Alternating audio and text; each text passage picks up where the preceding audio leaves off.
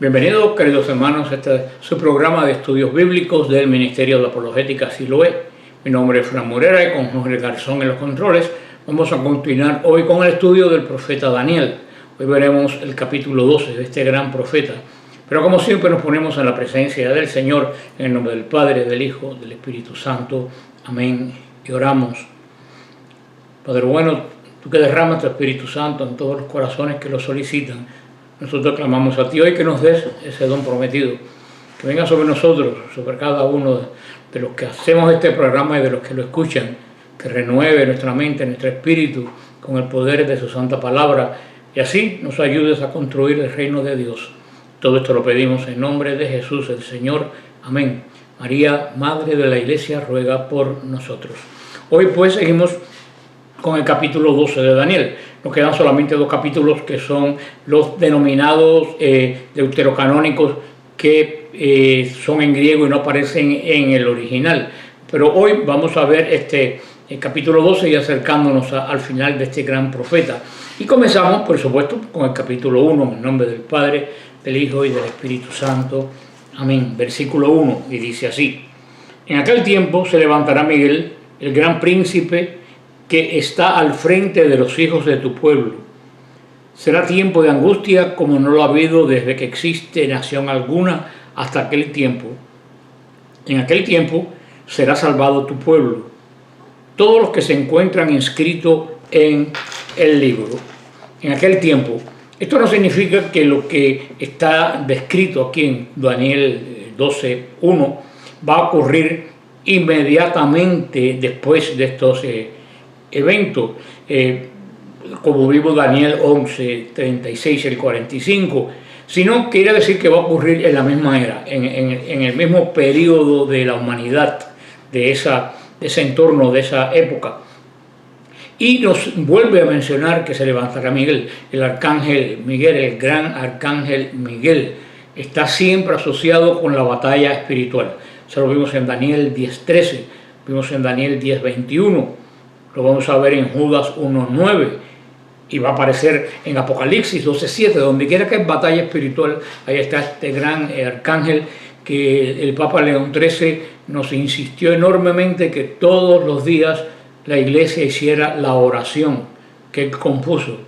León XIII tuvo una visión en vísperas del siglo XX, donde él vio los ataques que iba a recibir, la batalla espiritual en que iba a estar inmersa la iglesia en el siglo XX, y escribió esta oración y pidió a todas las iglesias del mundo que las rezaran al final de cada Eucaristía. Eso se estuvo haciendo hasta el Concilio Vaticano II, que sin ninguna orden de nadie se desechó hacer esta oración. Pero yo insisto a todos ustedes que todos los que podamos, todos los días, hagamos varias veces la oración de San Miguel Arcángel. Y si debemos hacer llamado, porque no es un exorcismo es un ritual paralitúrgico, la oración llamada exorcismo de San Miguel Arcángel, si la pudiéramos hacer a menudo, pues todavía mejor. Estamos en batalla espiritual, en este momento más yo creo que en la época de Daniel. Y necesitamos la protección de este gran arcángel, asociado siempre con la batalla espiritual. Judas 1:9 es quien nos lo llama el título de arcángel, y él es el verdadero oponente de Satanás.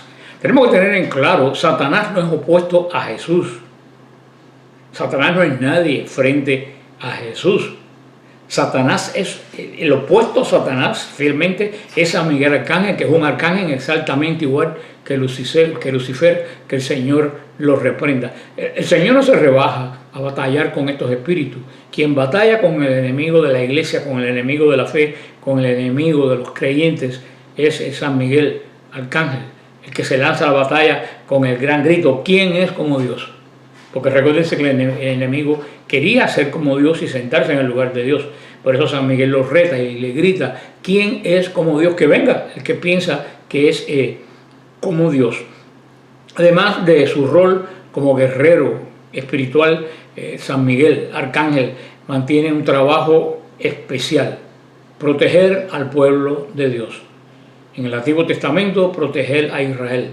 En el Nuevo Testamento, proteger a la iglesia. San Miguel es un guardián espiritual de ambos pueblos en su batalla, custodiando la alianza que el Señor les dio a ellos a los judíos y a nosotros los cristianos. El pueblo judío aquí dice que va a pasar un periodo de angustia. El pueblo judío ha pasado por muchísimos periodos de angustia a través de su historia. Desde las batallas por el desierto para tomar la tierra prometida, hasta la caída de Samaria y Jerusalén en manos de los romanos, la batalla con Antíoco Epífanes, batallas con el oscurantismo, batallas inclusive entre ellos mismos por doctrinas contaminantes, la Segunda Guerra Mundial, lo que sucedió en los campos de concentración. Ha vivido mucho tiempo de angustia. El Señor lo ha dicho continuamente: este pueblo es de dura servicio. Desde el principio, la gran batalla, este pueblo, en vez de ser el pueblo que se dejara custodiar por Dios, pudiéramos decir que fue el pueblo que casi siempre se le opuso a Dios en toda la obra que Él le mandó a hacer como pueblo. Y con eso tenemos nosotros que tener cuidado también nosotros en esta relación con Dios. El Señor nos manda a servirlo. Muchas veces alguno de nosotros puede caer y ser el enemigo de la obra de Dios, tratando de hacer la obra que yo creo que es de Dios, no la obra que es de Dios. Por eso tenemos que examinarnos muy bien pensando, porque estamos en la iglesia, porque seguimos a Cristo, no quiere decir que estamos haciendo la obra de Dios. Podemos seguir una agenda ajena, una agenda del liberalismo, una agenda del esto que llaman Nuevo Mundo 21, con esos programas de la ONU y cosas que lo que quieren es desestabilizar al mundo. Tenemos que centrarnos, que el Señor nos mandó a la salvación de las almas. No somos una organización caritativa. Tenemos que tener caridad, que son dos cosas diferentes. Tú y yo tenemos que ejercer la caridad. Y la iglesia tiene que ejercer la caridad. El Señor nos dio ejemplo de comida al hambriento, de acompañar al que sufre. Pero la primera caridad de la iglesia es la salvación de las almas. Porque como dijo Pablo VI, de que vale que le llenemos el estómago al pobre si el pobre se va al infierno. No podemos olvidar nuestra misión. Hay muchas organizaciones para darle comida al pobre, pero ninguna de ellas lleva a la salvación ni predica la salvación. Eso se nos ha encomendado a nosotros. Y lo dijo el Señor: si la sal se vuelve sosa, ¿para qué sirve?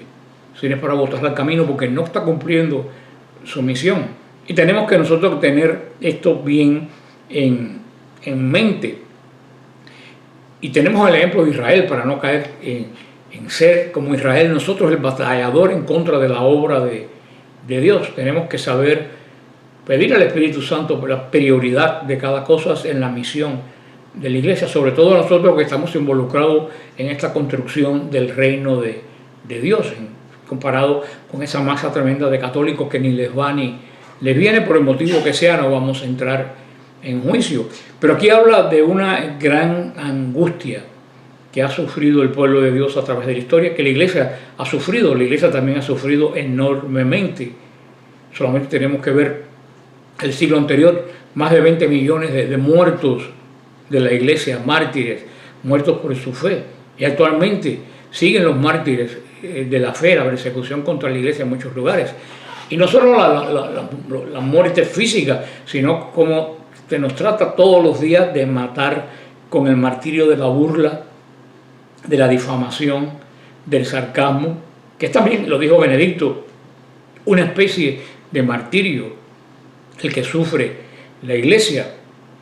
Jesús también se refiere a este tiempo de angustia en San Mateo 24:21, cuando dice: pero habrá entonces gran tribulación, cual no la ha habido desde el principio del mundo, ni la habrá. Ya esto lo vivió definitivamente el pueblo de Israel, con ese espanto que ninguno de nosotros podemos tener idea de lo que fue, de la caída de Jerusalén en manos de los romanos, de aquel sitio que explica Flavio Josefo de una forma horripilante, lo que sufrió el pueblo judío. Pero también puede ser una prefigura de lo que espera la iglesia. Dice el catecismo de la iglesia que el triunfo de la fe de la iglesia no va a ser de un modo de convencer al mundo, sino va a ser a través de un gran martirio, de una gran catástrofe, de una gran batalla contra los creyentes. En la época antigua, en el antiguo pacto, el pueblo judío siempre fue el blanco de Satanás. En el nuevo pacto, la iglesia es el blanco de Satanás, pero tampoco se olvida del pueblo judío. Satanás lo único que tiene bueno es la memoria, porque lo demás está podrido. Y él no olvida a aquellos que han servido a Dios antes o ahora. Vamos a seguir en la segunda parte de este versículo 2, donde dice: muchos de los que duermen en el polvo de la tierra despertarán, unos para la vida eterna, otros para la vergüenza, para la ignominia eterna. A pesar de los terrores de este tiempo, el Señor nos está hablando de la resurrección, le da la esperanza al pueblo judío y a nosotros también de la resurrección. Algunos piensan que esto se refiere a la resurrección de Israel como nación, que puede ser también que signifique la resurrección de Israel como nación. Hace 100 años nadie podía ni siquiera imaginarse que Israel iba a resucitar como nación y que el hebreo se iba a volver a hablar como la lengua de un país moderno. El hebreo era una lengua totalmente muerta, que solamente lo usaban el pequeño grupo de judíos en la sinagoga, y hoy en día es el idioma nacional de toda una nación. Si eso no es resurrección, no sé qué otra cosa puede ser. Pero también aquí puede estarse refiriendo el arcángel y al profeta sobre la resurrección final, un preaviso de la resurrección final.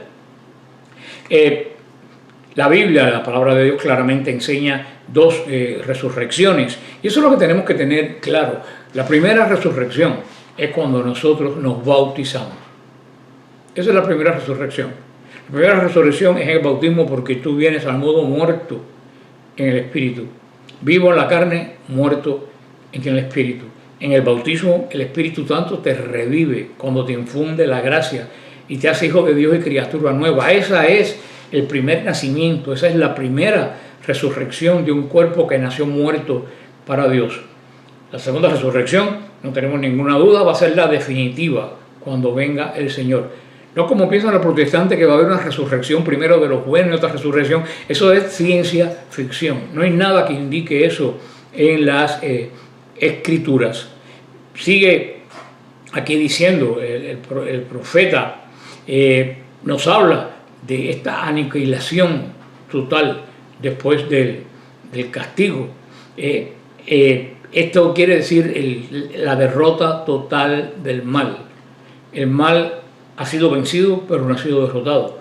Jesús lo venció en la cruz, pero todavía está actuante, aunque limitadamente, por la obra de Dios en el mundo. Al final de los tiempos va a ser la destrucción total del mal y de aquellos que siguen al mal para siempre.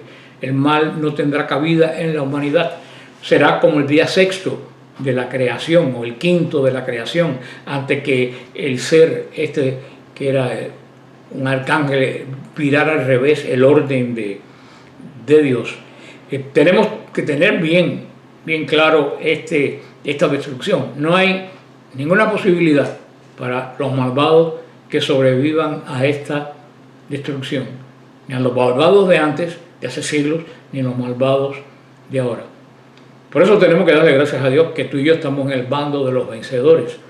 Por eso tenemos que perseverar, tenemos que seguir siendo fieles para estar siempre en este bando que vence, este bando que no va a ser destruido, lo que, según dice el Apocalipsis, vamos a tener acceso al árbol de la vida, que es lo que nos espera al final de esta larga batalla entre el bien y el mal, para restaurar las cosas a como fue el cuarto, el quinto día de la creación. Vamos a ver el versículo 3, donde dice: los sabios brillarán como el fulgor del firmamento, y los que enseñaron a muchos la justicia como las estrellas por toda la eternidad. Son un gran consuelo, queridos hermanos. Aquellos que viven en la sabiduría de Dios, no quiere decir la gente inteligente.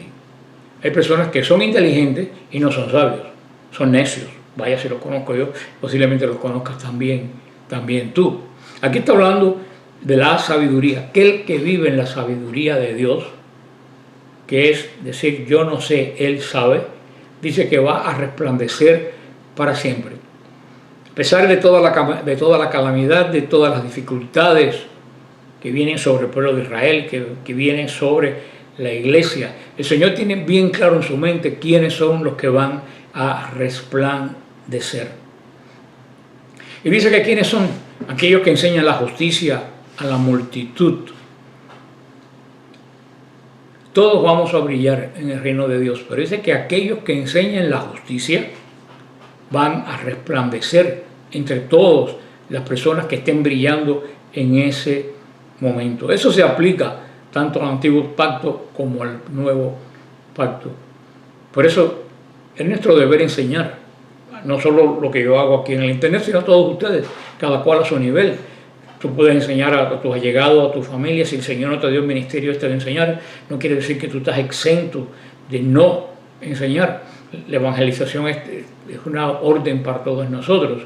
A unos el Señor nos llama a hacerlo de una forma, a otros lo llama el Señor a hacerlo de otra forma, con tu familia, con tus hijos, con tus compañeros de trabajo.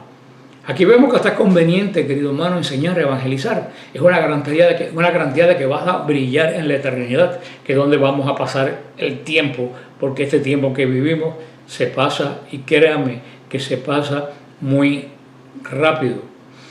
El resplandor de los que conocen a Dios y lo transmiten, hermano, perdurará para siempre. Perdurará, no será como muchas cosas en las cuales nosotros ponemos muchos esfuerzos y a la larga vemos que no fructifica. Cuando tú enseñas, estás preparándote a brillar en la eternidad, en el reino de Dios. Y yo creo que en eso nosotros tenemos que enfocarnos. Por eso que el Señor nos mandó a enseñar a los demás, que es evangelizar, sino enseñar al que sabe menos que nosotros de Dios.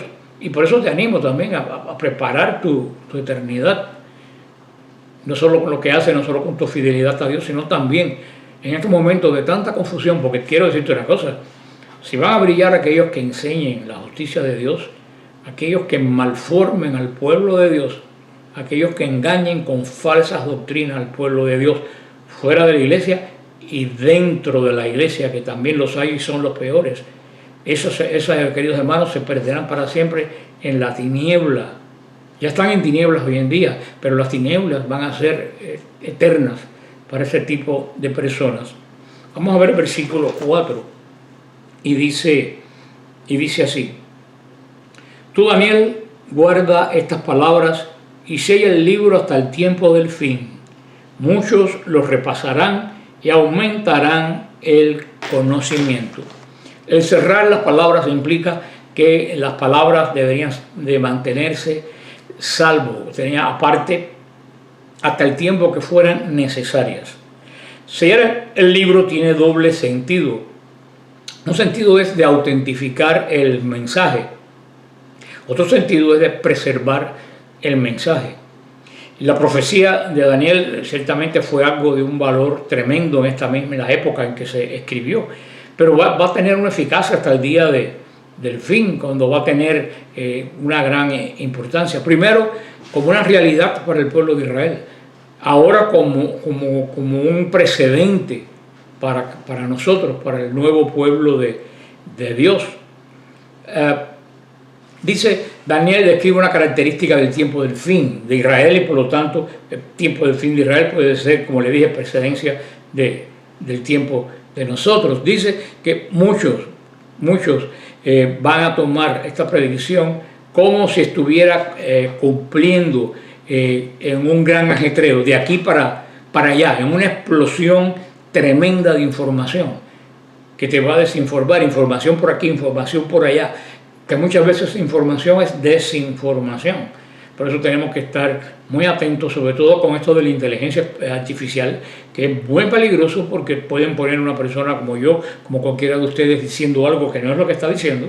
Tenemos que pedir al Señor, más que nunca, mucho discernimiento para saber en esta balumba de informaciones falsas y ciertas, poder discernir cuál es la verdadera información y no dejarnos aturdir y pasar, como dice el profeta, que van a andar corriendo para aquí y para allá. O sea, lo que quiere decir más que nada que andarán buscando por todos lados, recibiendo contradicciones en uno y otro lado.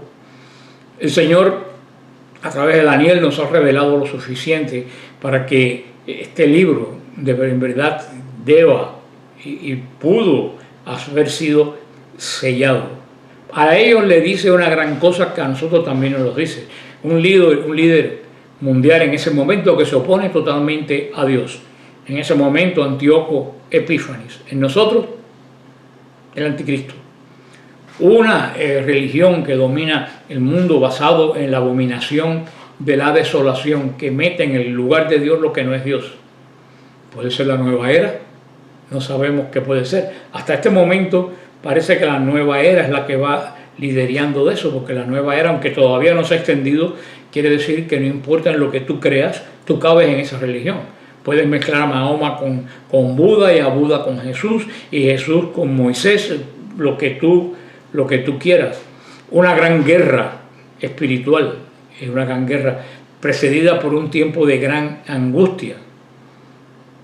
Al final la liberación del pueblo de Dios, la resurrección y el juicio como nación Israel, nosotros ya en el final de los tiempos como la victoria del mal sobre el bien y la recompensa del justo y la destrucción del mal. Miren qué esquema más bonito presenta Daniel al pueblo de Israel y nos los presenta también a nosotros. Ahora el versículo 5 al 7 dice: yo, Daniel, miré y aquí que había dos puestos de pie, uno a esta parte del río y el otro a la otra parte del río. Y uno preguntó al hombre vestido de lino que se hallaba por encima del agua del río: ¿cuándo será el fin de los prodigios? Y al oír al hombre vestido de lino que se hallaba por encima del agua del río, alzó la mano derecha e izquierda al cielo y juró por el que vive eternamente: un tiempo y medio tiempo. Y cuando acabe de romperse la fuerza del pueblo santo, se cumplirá todo esto. Daniel está de regreso al lado del río que menciona Daniel 10:4. Las visiones de Daniel 10 hasta la 12, todas sucedieron mientras Daniel estaba parado al lado del río. Al parecer aparecen estos dos varones que al lado del río definitivamente deben de haber sido ángeles.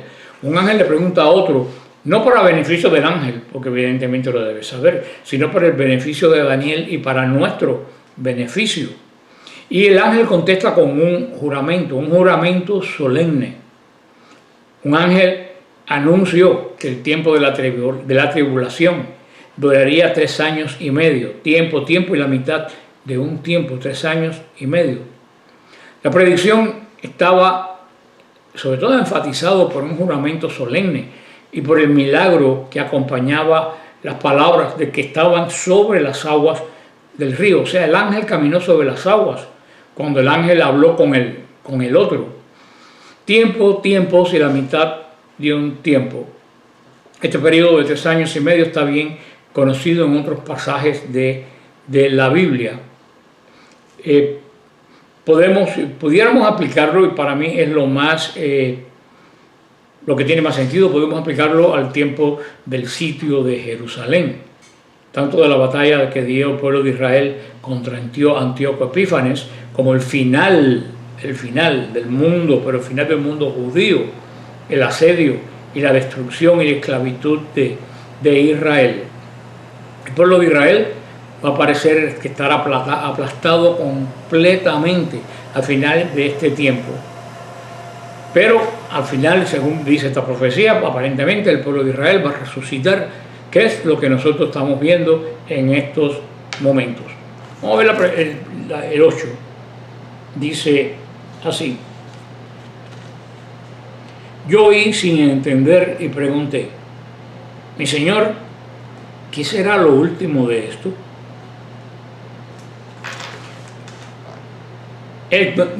Lo paré aquí porque esto nos consuela grandemente. Si tú y yo no entendemos esto, Daniel tampoco lo entendió. Con toda la sabiduría que tenía este gran Daniel, que se abrió camino en el reino babilónico por su sabiduría, tampoco lo entendió. Quizás Daniel hizo esta pregunta porque estaba ansioso de saber lo que de nosotros supiéramos. Pero me consuela saber que él tampoco entiende. Ahora el versículo 9 y 13, donde dice: me respondió, Vete, Daniel, las palabras están guardadas y selladas hasta el tiempo del fin. Muchos se limpiarán, se blanquearán y se purificarán. Los malvados seguirán haciendo el mal, sin que ninguno de los malvados comprenda. Pero los sabios comprenderán. Desde que se ha suprimido el sacrificio cotidiano y coloquen la abominación de la desolación, pasarán 1290 días. Dichoso el que espere y llegue a los 1335 días. Y tú vete a tu lugar final y descansa. Te alzarás a recibir tu parte al fin de los días. Así termina este capítulo, el hermoso capítulo este. La palabra anda, literalmente vete, pero no con el significado físico, vete, camina. El ángel le dice a Daniel que se apartara mentalmente de todas esas preguntas que él te estaba haciendo en su mente. Muchas veces nosotros, hermanos, en los planes de Dios tenemos que apartar de nuestra mente preguntas sobre preguntas, que lo que hace es atormentarnos y alejarnos de poder ver lo que Dios nos está diciendo realmente. A veces que nos atormentamos con demasiadas cosas. El Señor dijo que a cada día le basta con su afán. Esto es lo que le dice el Señor a Daniel: no te afanes, vete, deja esto va a ser para un tiempo que tú no lo vas a vivir. Escríbelo y déjalo, que tu obra es esta y tú terminas con esta obra. Daniel debe apartarse mentalmente de todas estas preguntas, porque cada revelación de Dios llega a su tiempo. Para Daniel hubo cosas selladas y cerradas y selladas, y para ti y para mí hay cosas de Dios cerradas y selladas. Tenemos que analizar los signos de los tiempos, lo que estamos viendo a nuestro alrededor, sobre todo que es lo que nos va diciendo por dónde caminar en estos tiempos tan turbulentos. Este capítulo 2 es elemental para poder entender muchas cosas del pueblo de Dios. Definitivamente nos está hablando de Antíoco Epífanes. Nos dice que se va a suspender el sacrificio del templo. El sacrificio del templo fue suspendido totalmente cuando Antíoco Epífanes, cuando fue profanado el templo con el ídolo de Baal-Samek y cuando mataron el puerco en el altar de los perfumes. Pero también el sacrificio del templo fue suspendido para siempre cuando el ataque del general Tito y las brigadas y las legiones romanas a Jerusalén en el año 70 de nuestra era. Y fue profanado porque una de las piedras que lanzaban los romanos mató al sumo sacerdote cuando estaba ofreciendo el sacrificio de la tarde. Sí que podemos ver un paralelo entre estos dos eventos, pero definitivamente el último fue el final para siempre histórico del pueblo del pacto de Dios. Diríamos que esta predicción nos habla, también nos puede hablar en una prefigura a cada uno de nosotros, como Jesús nos alertó también, tener cuidado y darnos cuenta cuando hay cosas que en la iglesia se quieren meter, que están profanando el lugar santísimo. Estamos viendo el culto y la custodia de la iglesia de la adoración es la Eucaristía. Ese es el motivo de ser de la iglesia. Y por eso vemos que hoy en día, así como Satanás corrompió, como Satanás blasfemó, desacralizó el culto de adoración de Israel, también está tratando de desacralizar el culto nuestro, aunque este viaje no lo va a poder, porque allá batallaba con cultos de animales, aquí batalla con el culto en el cuerpo y la sangre del Dios vivo. Pero tenemos que tener cuidado, porque hay de aquellos que en la iglesia quieren meter la abominación en el santo de los santos. Hay de aquellos que quieren contaminar la adoración eucarística con cosas mundanas, con cultos paganos, voy a decir, con estupideces,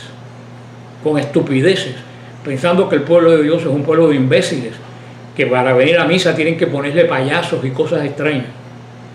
El pueblo de Dios no necesita cosas extrañas, ni payasos, ni entretenimiento. El pueblo de Dios necesita a Cristo tal como es, radicalmente. Y hoy en día, queridos hermanos, como en la época de Daniel y en la época de Antíoco Epífanes y en la época de la batalla final de Israel contra el imperio romano, hay gentes que quieren profanar en la adoración y meter un ídolo en el lugar de los santos, del santo de los santos, en el lugar que mora Dios. Por eso te llamo a estar atentos. Sé que muchos de ustedes lo están, pero los que no están tenemos que redoblar nuestra vigilancia, denunciar donde tenemos que denunciar y protestar donde tenemos que protestar. Al final del Evangelio de San Juan también vemos una predicción, terminan muy parecido cuando Pedro le pregunta al Señor sobre Juan, ¿qué tal este? Que el Señor le responde, yo quiero que se quede hasta el final. Daniel quería saber todo, Pedro quería saber todo, y muchas veces es peligroso preguntarle al Señor lo que Él no quiere revelar, porque nos podemos llevar una respuesta como la que se llevó Pedro. De una forma amable, pero le dijo el Señor a Pedro, ¿y a ti qué te importa? ¿Cuál es tu misión? ¿Seguirme? Sígueme. Lo que yo decida para los demás no es tu cuestión, es la mía. Por eso tenemos que ser como Pedro, tenemos que ser como Daniel, sellar lo que sabemos que ya nosotros no podemos controlar y enfocarnos en la parte nuestra de esta construcción, de esta batalla final por la restauración del pueblo de Dios. Esto termina el capítulo 12, ya nos quedan las dos partes deuterocanónicas de Daniel, que verdaderamente no son muy importantes, pero las vamos a tratar. Solamente me queda recordarte que nos vamos a Roma, nos vamos al jubileo del 20 al 30 de mayo. Vamos a cruzar las 4 puertas santas de las basílicas de Roma. Vamos a estar en el lugar donde Pablo fue decapitado, en la tumba de Pedro, por supuesto. Ahí recitaremos el credo. Vamos a estar también en Lanciano, en el Gran Milagro Eucarístico. Vamos a visitar, no podía ser de otra forma, al Padre Pío. Vamos a ir a Monte Galgano, a la cueva que es impresionante de San Miguel Arcángel. Vamos a ir a Asís, vamos a visitar a Santa Clara, Gran San Francisco, a Carlos Acutis, que ya será santo en ese momento. Vamos a estar en Santa Rita de Casia, a ver el cuerpo incorrupta de la Santa, la Hacedora de la Paz. Vamos a estar en Monte Cassini, vamos a estar en la tumba de San Benito y Santa Escolástica, y ahí vamos a poder hacer bendecir nuestras cruces de San Benito, en el mismo lugar donde está enterrado el Gran Santo. Si estás interesado en este viaje conmigo, me puedes contactar y pedir información a través de Frank Morera, Defensa de la Fe. Frank Morera, Defensa de la Fe, en Facebook. Ahí tú me escribes por un mensaje, me dice Frank, quiero los datos, y yo te lo envío. Si no tienes Facebook, entras a nuestro web, apologéticasiloé.net, apologéticasiloé.net, N-E-T. En la sección de contáctenos me pone Frank, quiero la información de la peregrinación al jubileo, con mucho gusto yo se las envío. Que el Señor los bendiga, los guarde y nos vemos en Roma si el Señor lo permite. Amén.